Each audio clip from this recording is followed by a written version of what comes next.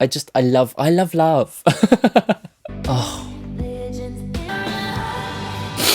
This video today is very kindly sponsored by DistroKid. I will be talking about them more later in the video. Hello, welcome to this video. My name's Dan, aka Lucent. I'm a singer-songwriter, and today is a very special day because I'm finally reacting to Lover, Taylor Swift. Let's go.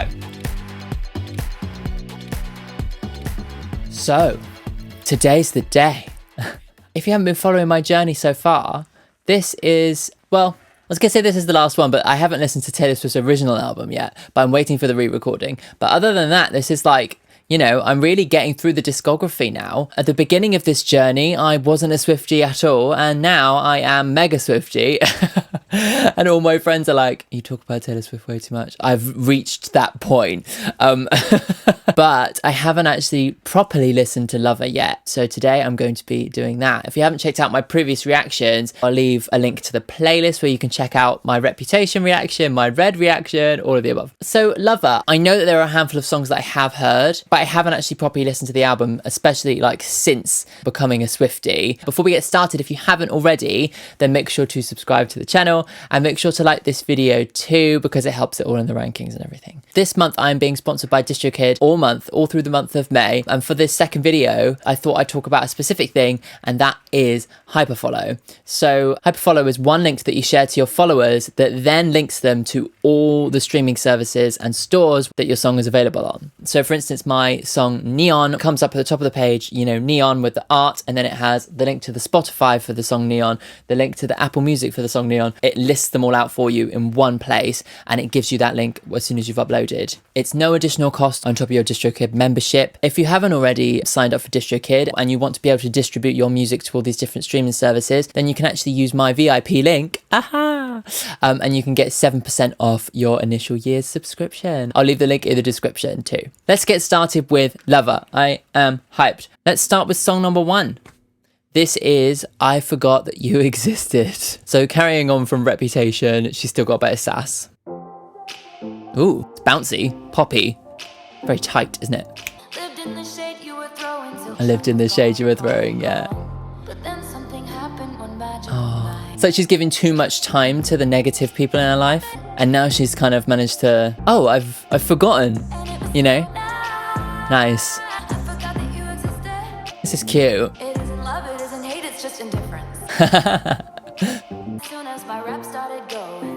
Oh, so she's referencing the Reputation era. That's so fun. The production is so like dry and tight, snappy. It's almost a little bit like Carly Rae Jepsen vibes, you know? I think for her first song, it's kind of announcing that she's kind of past the drama. Do you know what I mean? Drawing a line under it a bit. I love that line. It's just indifference. Well, that was good. I'm assuming it's about like Kim and Kanye and the media. Yeah. But it didn't. She ties so much personality into those little like spoken bits. It's really cute.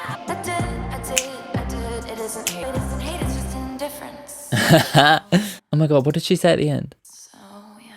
So yeah. I spent like most of these reactions just being like, oh my god, I love her. Cool. I think that like after Reputation, people are probably thinking, what's she gonna do next? And she immediately addresses the previous album and kind of says, actually, you know what? I am over it. I wasted so much of my life worrying about like the stuff with the media, the stuff with Kanye. When her rep was going down, like she said, she finally managed to get to a point where she'd actually kind of forgotten all about it. And that's a really relatable moment, I think, to kind of get to a place in your life where you realize that you haven't thought about it for a while. It's kind of a nice cathartic kind of healing moment, isn't it? And that's a really good way to start the album because it kind of sets us off quite in a positive spin, you know? Taylor. So let's go on to the next song. This is Cruel Summer, song number 2. Ooh, okay. Oh yeah, like the vocoder, that's fun. Oh, it's that romantic thing, looking out the window, Romeo and Juliet, isn't it? Oh yeah. Yeah. Yeah. Wonder why the summer is cruel. Oh. Oh, wow. You'll be the last to know.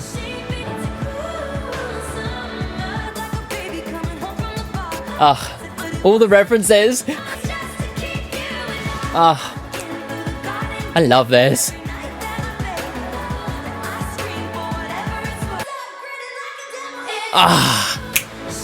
Yes. It's a cruel summer. A cruel summer. There's an oxymoron, mate, there. The back of the car. Maybe she's away from him or something. I don't know. I love that. Sick. I loved that. That was so good. Honestly, like... Ooh, wow. It's just got such a great melody to it. It feels so hooky and so fun. It's kind of a juxtaposition, isn't it? Because like you never think of a summer as being cruel, but I'm guessing, my theory is that maybe she is away from Joe. Maybe she had to be away for something work related and she had to spend the summer away from him, and she's spending every night looking out the window, almost like waiting for him to come back. And she says, I scream for whatever it's worth that I love you. Ain't that the worst? Because it's kind of like, I love you, but I'm so far away from you. That's the kind of vibe that I got, at least. Obviously, do I need to tell you anymore? Let me know let me know the goss. Let me know the context. Let me know, all the deets, all the gossip. I love it. Adding it to the current bops. Recently, like this year, I've had this Spotify playlist going, which is basically like my current bops, so what I'm listening to at the moment. And I always add like my favourite songs from these reactions to that playlist. So if you want to follow it, I'll leave the link in the description and you can listen to what I'm listening to every month. Yay. Ooh. Let's go into the third song. So this is one that I do know. This is Lover. I haven't listened to it loads though, so I'm not sure like what like the lyrics and stuff particularly mean. There's something so romantic about a waltz, We could leave the Christmas lights up till January. It really gives me like All Too Well vibes, But the other side of the love, Yeah.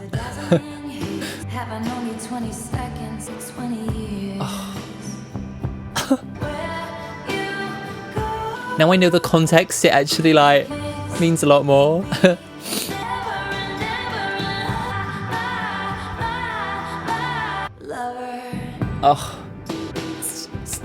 It's just such a beautiful song.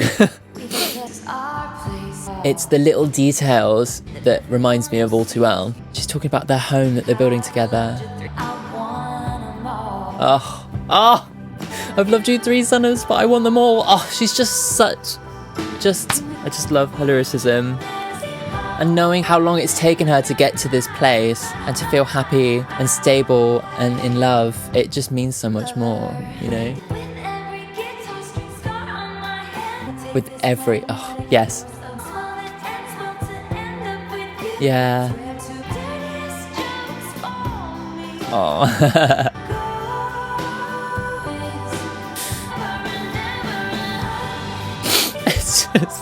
It's funny because I've heard this one before. It's just so beautiful. I just love it. It's so good. It's so beautiful. What would I give to be that in love, I feel so happy for her though, having now listened to like everything and kind of, I feel like I've gone along the whole journey with her to this point. And like, obviously like in Reputation, she finds him and it's like the beginning of that relationship. But like, this is like 3 summers after, and for her wanting, she wants the rest of them. She's thinking long term. She's thinking this is it. This is the one. I don't know. It just seems to have inspired her to write something so beautiful. And it reminds me of All Too Well because of those tiny little details in the lyrics. Like, we'll have all our friends around, they'll sleep on the floor. And, all those little things that like, it kind of fill in the details of their loving relationship, and the house that they're building together and the life that they're building together. That was something that with All Too Well, it was like she wanted those things. She picked out those details because they were the things that reminded her of what she hoped it would be. What she has now is what she hoped she would have, and she has it now. The other lyric that was in the middle 8, the one about the guitar string scars, I thought I was just, it's just perfect lyric, isn't it? Like, obviously she wrote songs about her heartbreaks on that guitar, the scars from the guitar from the previous loves. You know, it's bringing it all together. It's so poetic. And now she's using that same guitar to write a love song for him, the love of her life. Isn't it so good? Yeah. Before I become a snivelling mess. Oh no, wait, it's too late for that. Let's go on to song number 4.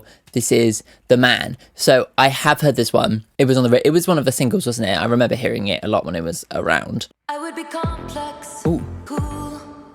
80s. That would be okay. If I was a man, yeah. What's that like? Right, okay, yeah, makes sense. Yeah, I get it. This makes a lot more sense now, having seen Miss Americana. Just kind of saying, you know, if I were a man, all these things that I've done would be seen in a different light, you know? And she's really kind of underlining the sexism that she's faced in her career. Leo and Saint-Tropez. I don't know that reference.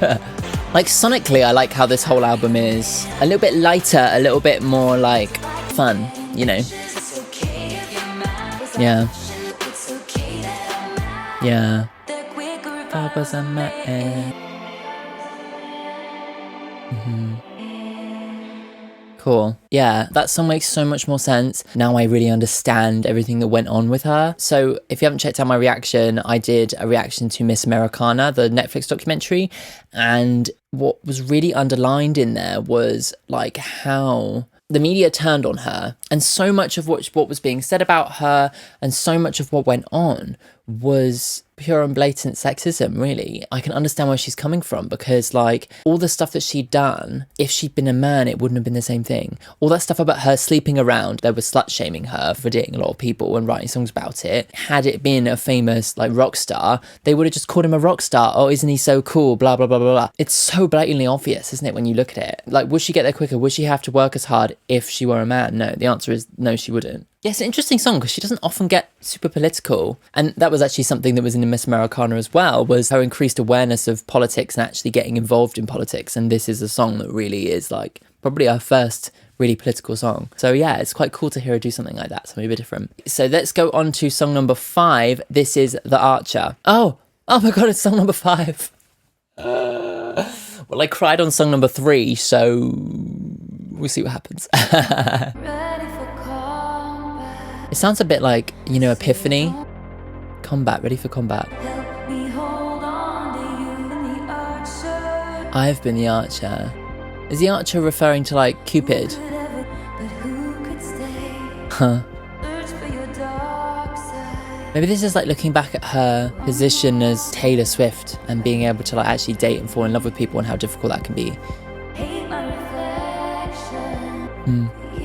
And she made loads of mistakes and fell out of love with herself. So it is like a war reference. So I think it's like how she had so much self-doubt in her own love life. And her worry. Yeah. Oh. More battle references.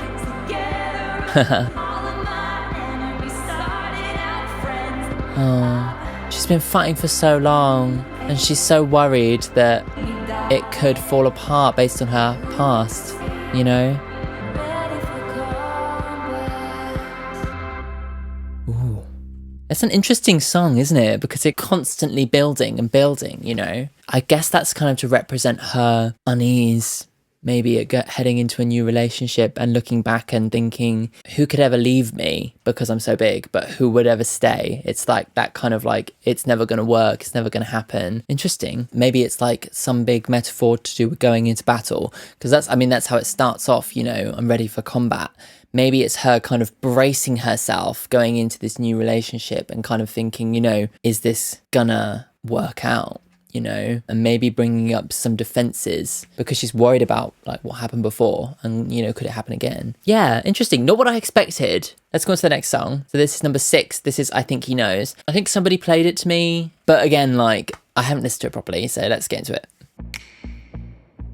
The production on this is kind of a mixture of kind of really dry, really crisp pop music, but some really ambient stuff too.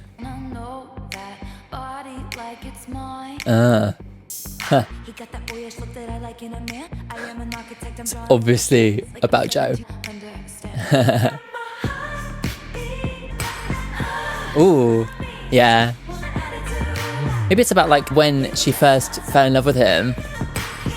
Yeah, I think he gets it. Yeah, it sounds like she's writing about the time when she first started having feelings for him and kind of thinking, I think he knows that I like him, you know? Ooh, lock it down, Joe.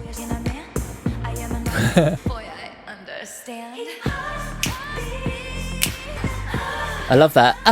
Kind of Disney, isn't it? It's fun. That is kind of the thing about this album, is it feels really playful compared to like Reputation. You can tell she's like shed all that drama. Yeah. Oh yeah, love that.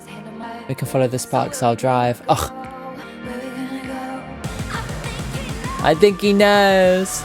Changing that context, innit, you know? I think he knows that we're gonna last. I think he knows that we're gonna be in love forever and we're gonna follow the sparks. The sparks fly! Oh my god, that's from Speak Now, I forgot. Oh my god. This is such a well-written song. Yeah. I think he knows. Yeah, that's so good. What a well-written pop song. Like, honestly, so tight, so well-produced, such a good hook, and has the typical Taylor twist. Not a massive twist, but, you know, still like changing the context and keeping the song interesting as it goes on. I love that. It really feels like she's kind of looking back at like when she first met Joe or when she first fell in love with him. She's kind of like describing what it was like to look across and see his hand on the glass and thinking, oh, okay, I'd like to see him handle me like that. I quite fancy a bit of him. It really is fancy, isn't it? It's that moment where it's like, oh, I fancy him, you know? It feels kind of like young, youthful, playful. And it actually, like, maybe the sparks that she mentions, following the sparks, is referring to when she was young and when she wrote Sparks Fly, discovering love for the first time and actually returning to that now, even though she's older, she's kind of managed to find those sparks again. And now with him, they're going to drive and they're going to follow the sparks. I think it says sparks. It might not have said sparks, but either way, I think it's great. Even as an adult, this love is making her feel like a kid again, you know? That's what that song feels like to me. Oh, so cool. Okay, so this is song number 7. This is Miss Americana and the Heartbreak Prince. Sounds a bit sad already. Ooh. Maybe she's looking back at when she was a kid. Yeah. Oh.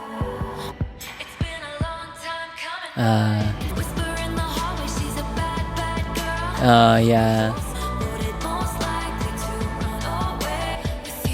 Voted most likely to run away with you. Like looking back at like high school tropes and things. It's like a metaphor, isn't it?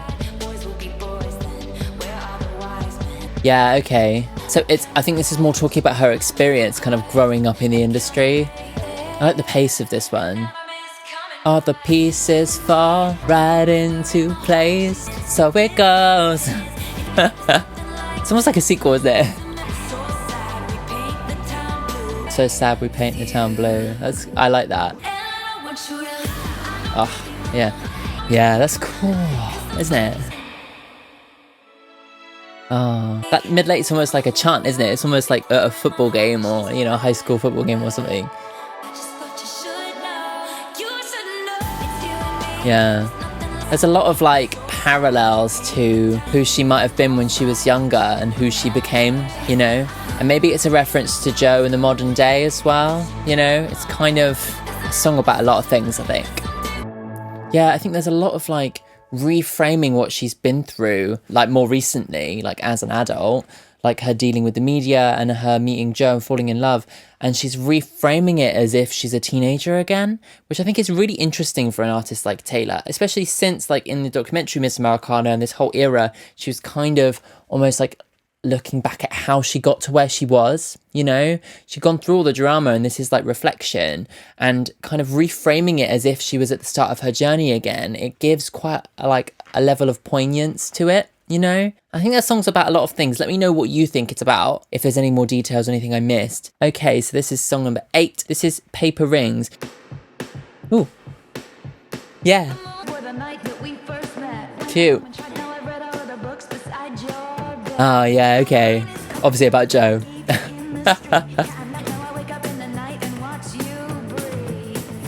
You creep. This is fun. I love it. Oh, cute. Yeah. It doesn't matter. You're the one I'm with. I love that. I love that imagery. I don't care if my wedding ring is made out of paper. I just want to marry you, you know? It reminds me of like holy ground, you know? Yeah, exactly, you know. Without all the stuff that happened, we wouldn't be here, you know. I hate accidents, except when we went from friends to this. So good. Ooh, key change. Oh, yeah. Oh, it's so cute. I want your dreary Mondays. Isn't that so sweet?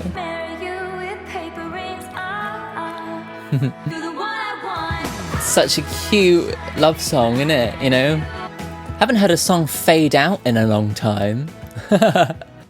Love that. Oh, that's so sweet. I think pure and simple, that's a love song with Taylor's beautiful imagery and her like making the hook about, you know, I love shiny things, but I'd marry you with paper rings is just so eloquent, isn't it? You know, like it sums up her love for him so simply and so uniquely. It's great. And again, like another song that's super, super playful. I love that she's kind of rediscovered that side of herself after Reputation, you know? Right, okay, let's go on to song number 9. This is Cornelia Street. Shimmery pads and stuff. In the backseat, the place on Cornelia Street. I sit in the car.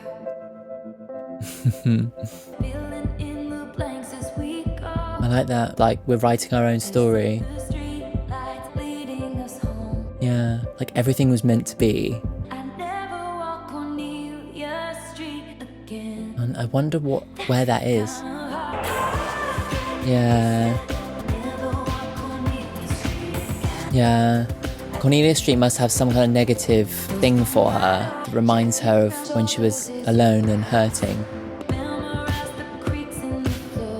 Maybe it was an old house or something. In the early things when they were dating, maybe it was like a hideaway place. Yeah. He stopped her. Yeah, oh, I love this. Yeah, she's still scared that it might not, like, work out, you know? Oh, by the refrigerator light.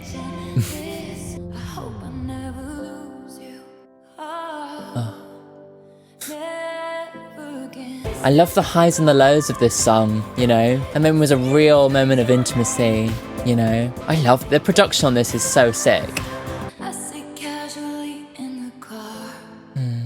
The rental place in Cornelia Street. Maybe it was like his house before they get together. I don't know.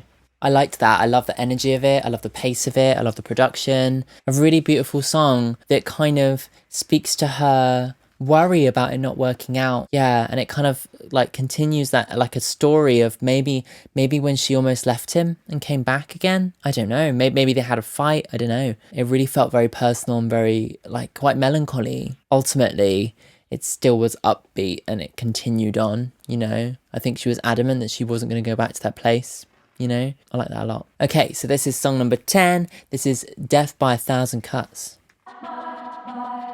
Weird. This is unique.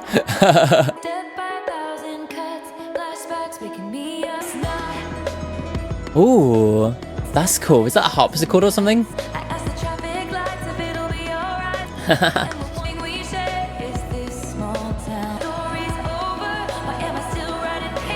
So maybe she's still having like flashbacks about like a different relationship that didn't work out. Even though the windows of this house were boarded up, I still look through because although it's finished, I still go into these moments where I feel like the pages of our story still cut me, you know.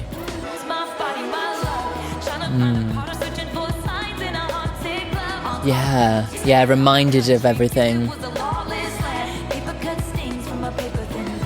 Oh my god, so good. Oh, her lyrics every time. It's just 1,000 cuts. You know, the paper cuts, like the memory of their broken relationship. Yeah. The production on this song is really, really cool. Really different.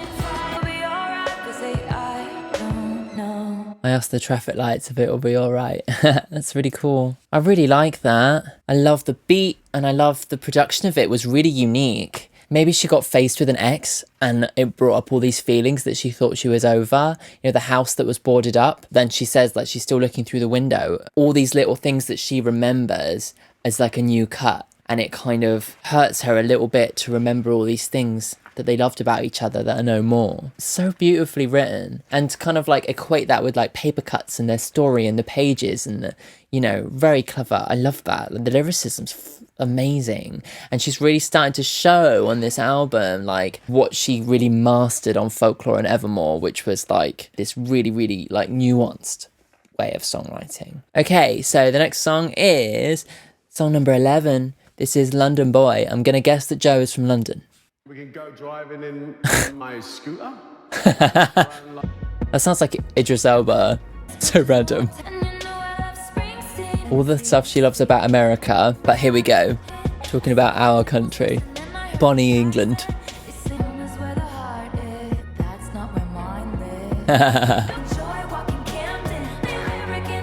Camden's cute. Yeah.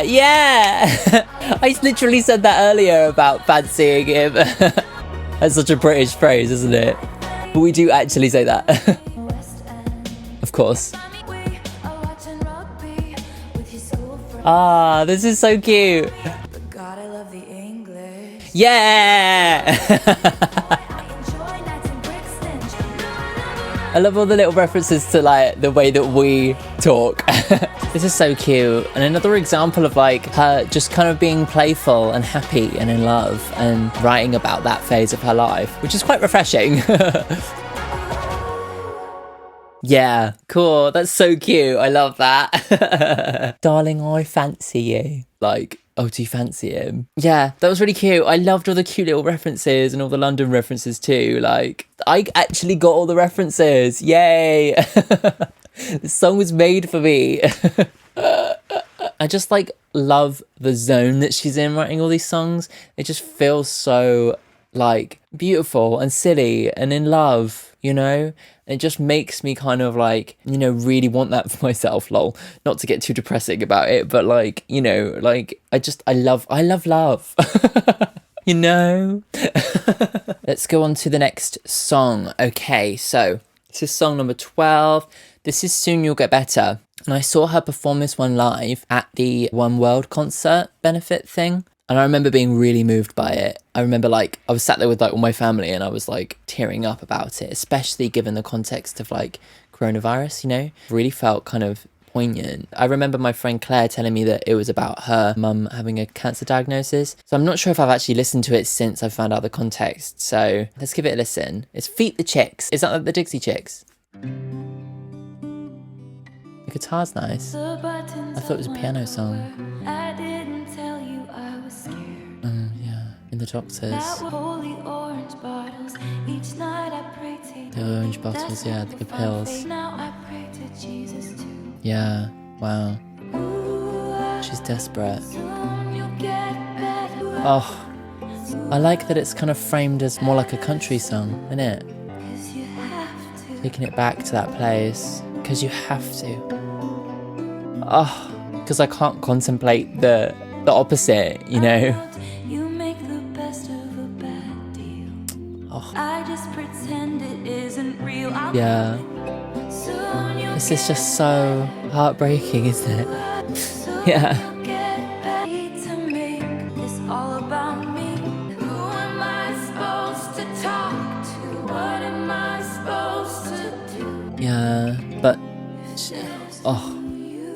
Oh. This won't go home if it Aww. cause I have to. Yeah. I love how simple it is, you know. Oh, you can hear her breathing in the... Oh my god. She's kind of willing it to happen, isn't she? Beautiful. Oh. Oh, that last chord. I don't know what that chord is, but it's so... Yeah. Yeah, wonderful.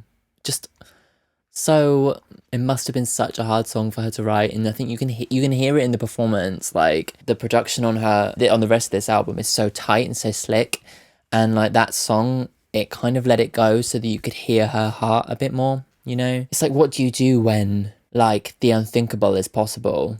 All you can do is just hope that they'll get better. Like, what else can you do? She kind of talks through, like, these are the things that she kind of has to go through for herself, and talks about feeling selfish for making it about her. I think that's something that we often forget, is that, like, when people are sick, it's all the people around them are also affected, and they need a place to be able to cry and be upset and be mad and be angry at the world. And it's just so close to the human experience, you know, something like a song like this. Okay, let's go on to song number 13. This is False God. Ooh, hello. Ooh. Fun. Ooh. This is different. Love the little samples. Maybe they're fighting. Yeah. Oh. Yeah. Yeah. Maybe the false god is love. You know, like true love. Yeah. So the false god is like true love that everybody says won't work out, that isn't real. And even though they're fighting, they still worship that. Oh, the production on this is so cool. It's so laid back, but different, unique. Love it. It's stunning. Oh, this is sick. I love this. Oh, so cool. Amazing. Oh my god, I love it. Oh, it's just got such a unique mood to it, you know. Really pinpoints the mood, that mood. So cool. It's so, like, to have that pad, like it's like the main instrument, but then to have that little saxophone just kind of dun, dun. It's just amazing, so cool.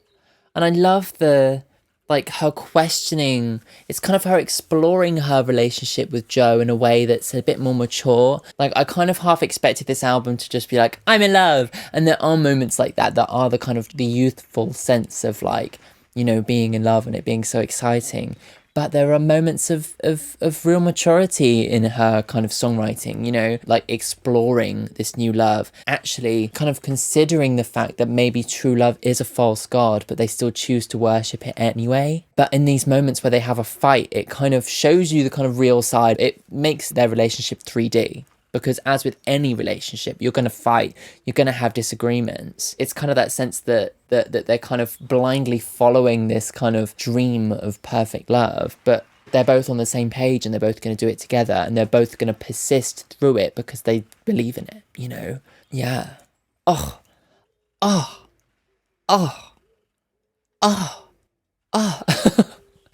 That's one of the best songs I've heard. Right up there with one of my favourite Taylor Swift songs, just because it just feels so unique.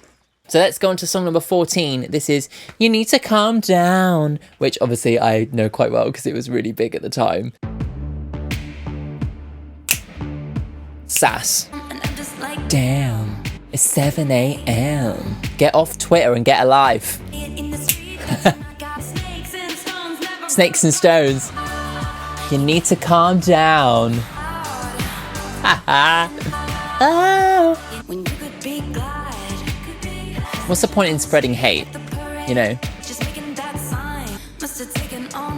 Yeah, people at that Pride Parade protesting. Anybody less gay, so yeah, you need to calm down. I love that she's come out so like openly like political, you know, again. I love it. Over there on the internet. Yeah, this is really in reference to like the modern feminist movement too, you know. Like that one's had such a message as well. Especially I remember the music video was like full of all the gays, all the drag queens. I remember seeing all the different like drag queens from Drag Race and I was like, oh, I know all of them. And the Queer Eye guys, my loves of my life. It was a real kind of moment for her to actually take, you know, the power that she has as a huge pop star and actually say something with it. I'm all for respecting people's opinions, but there are certain things that people say online that they'd never say to somebody's face. Do you know what I mean? Like they'll say it in a tweet and it's a cop-out. The internet is like a barrier from them actually having to take responsibility for what they're saying. And she's kind of just saying, you know what? Like, if you're only going to spout hate, then what's the point of saying anything at all? You know? Cool. Let's go on to song number 15. This is Afterglow. Ooh, 80s drums. She's kind of saying sorry, isn't she? Ah, nice. Maybe it's like after the fight, her coming back and saying, I'm sorry, I didn't mean it, you know? Yeah. Oh, meet me in the afterglow. After the dust has settled, after our fight is over, meet me there once I've got past it, you know? Love that. Yeah, the love is worth the fight. Oh. This is stunning, really. I love the lyricism here, and I love how she's looking back at a fight and kind of saying, you know, like, I'm sorry for how I was, you know, that wasn't what I meant, you know. I think we all need to say that sometimes, you know, because what we say in the heat of the argument isn't real. Yeah. Yeah. I'm sorry that I hurt you. I'm sorry that we had that fight and I'm sorry I said those things. Yeah, it's painting such a 3D picture of their relationship, you know. I loved that. Yeah, really good. Gonna add that to the current bops as well. Yeah. I love the song that actually shows the real side to a relationship. I think it's quite easy to write love songs that are kind of, well, I didn't find it that easy, but but I think it's like often you get love songs that are about falling in love or about the happy times. Or you get the other side of it, you get the breakup songs, you know, but you don't often hear songs that are about a fight within a relationship. And with the context of like knowing that they kind of stay together and they keep going, it's kind of nice to actually have details and a real insight into their real relationship, not just the, you know, the bright and cheery happy stuff, you know. Let's go on to song number 16. This is Me with Brendan Urie. So obviously I've heard this. I promise that you'll never find another like me. I know that I'm a handful, babe. Don't let that find strong. Promise that you'll never find another like me. Oh, oh, oh, oh. She's kind of celebrating herself, isn't she? A moment to say, you know what, despite all my failings, this is what I have to offer. And my individuality, good and bad, is why you love me. I love Brendan Urie. Fight in the rain, fight in the rain. I want to see Taylor Swift in the rain. It's raining, yes.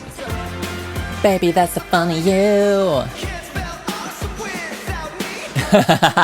You can't spell awesome without me. That's so funny. Yeah, no one's gonna love you like me. I love that. That's so cute. You can't spell awesome without me.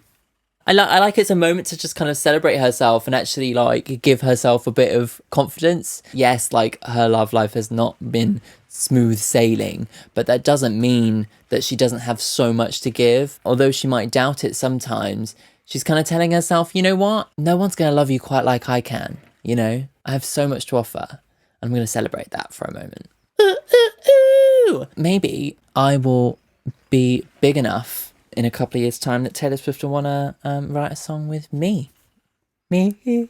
Can you imagine? I would just be so unprofessional. I'd just get there and be like, hi. Let's go on to song number 17. This is the penultimate song on the album. This is It's Nice to Have a Friend. School bell rings, walk me home covered in snow. More childhood musings. Yeah, it's nice to have a friend. Maybe she's looking back at a childhood friend. No curfew, 20 questions. Having a friend who you can share all your stresses with, you know. Church bells ring, rice on the ground, looks like snow. Call you, babe. Rice on the ground. That's like a wedding day. It's nice to have. So now she's referring to her relationship and being in love with your friend. Oh, that's really cute. Oh, it's almost like 3 stages. Like the first one was really kids, the second one was like teenagers, and now it's like the rice on the ground looks like snow, like at a wedding, you know, being carried over the door, through the door. What a cute little song. There's a lot of hidden detail there. It seems like it's just a cute song on the surface, but when you listen to like those little comparisons, I love that comparison of like, you know, the snow as she was walking home as a child and the rice on the ground, which is presumably referring to a wedding looking like snow. It kind of is telling the story of this person who had friends when they were kids, had friends when they were maybe a teenager, and now she's married her friend. You know, has Taylor married Joe? I don't know whether we'd know about it, you know? I feel like that at this point, that's something that she might keep secret. Let me know what your theories are. I'm sure you have theories. Right, okay. So before we go into the last song, just a little PSA. If somehow you've managed to make it all the way through this video and all of my other reactions, if you made it all the way through and haven't yet subscribed, then what is going on? I know a lot of you will have. But if you haven't, then click the subscribe. Is that the right place? Also click like while you're there. This is the final song on the album. Song number 18. This is Daylight. My love was as cruel cities I lived in. Maybe she's looking back at her failures.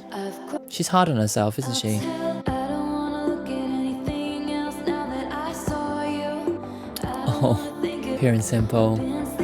Yeah. Oh.